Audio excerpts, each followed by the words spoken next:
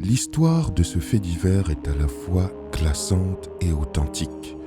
Un homme du nom de Clervius Narcisse, né en 1922, aurait été déclaré mort le 2 mai 1962 des suites d'une maladie à l'hôpital des Chapelles à Haïti.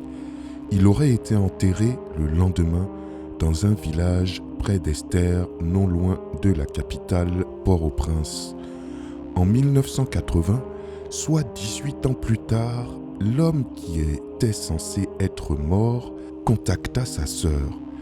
Il lui raconte alors qu'il a été victime de zombification de la part d'un chef spirituel vaudou sur commande de son propre frère à la suite d'une affaire d'héritage.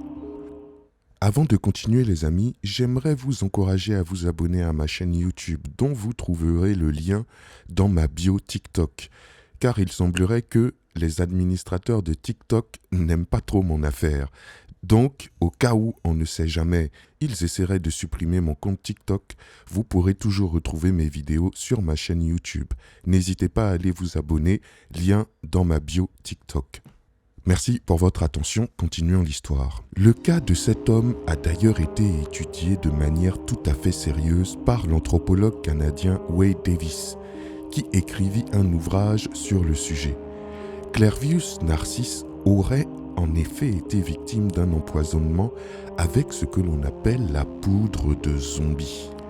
Il a raconté qu'après avoir été frotté par celle-ci, il aurait assisté impuissant à son propre enterrement, déclarant pouvoir voir et entendre, mais ni parler ni ressentir.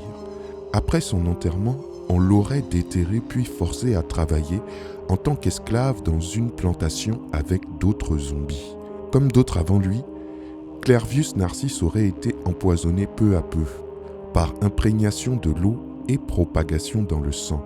Enterré vivant, puis déterré plus tard, Narcisse fut placé en captivité dans un champ de canne à sucre où, à intervalles réguliers, on lui administra des doses de poison suffisantes pour le maintenir dans un état semi-léthargique, comme un zombie, avec des gestes lents et l'absence de la parole.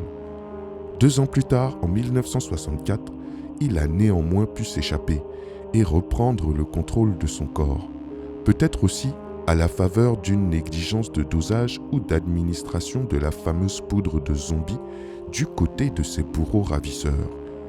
S'il ne s'est manifesté envers sa sœur qu'en 1980, soit 16 ans après s'être échappé de son enfer, c'est parce que Clervius Narcisse a fui durant tout ce temps les hommes de main de son frère, le responsable de sa zombification. Quelle histoire! Pensez-vous que les zombies existent vraiment?